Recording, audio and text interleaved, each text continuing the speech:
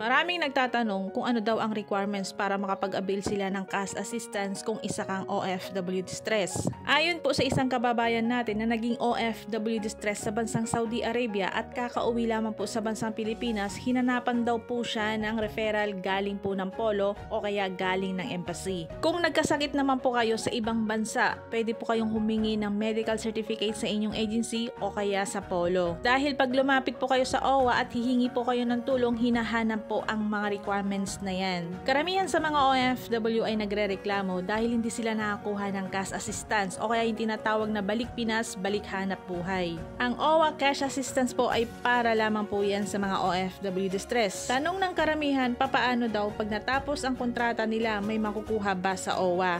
Kung isa kang OFW at natapos mo ang iyong kontrata, wala ka pong makukuhang cash assistance galing po ng OWA. Pero kahit na natapos na ang iyong kontrata, kung active pa ang iyong OWA membership, pwede ka pong mag-avail ng ibang program ng OWA. Kung isa kang OFW distress at pauwi ka ng bansang Pilipinas, wala kang pamasahe pauwi sa iyong probinsya, pwede ka pong dumaan sa airport sa may OWA help desk. Para naman po sa mga natapos ang kontrata, ugalihin po nating magtira ng pamasahe pauwi sa ating probinsya. Huwag niyo pong ipadala lahat sa inyong pamilya. Dahil sa oras po na wala kayong pamasahe sa inyong mga probinsya at hihingi po kayo ng tulong sa OWA help desk, hindi po kayo mabibigyan. Kaya pinapaalala po namin sa inyo, magtira po para sa sarili, wag pong ibigay lahat para sa pamilya. Paalala ko rin po sa mga OFW distress na humihingi po ng tulong. Mag-ingat-ingat po kayo sa mga nakausap niyo po sa social media. Marami na pong nabiktima ang scammer na to. Nagpapabayad po siya para i-rescue si OFW. Nai-report na rin po ito sa OWA at na-post na rin po ito sa social media. Isang OFW bound to Poland rin po ang nabiktima. Pinagbayad siya ng 7,000 pesos para sa OEC, 1,000 pesos para sa PEOS, 1,000 pesos para sa PIDOS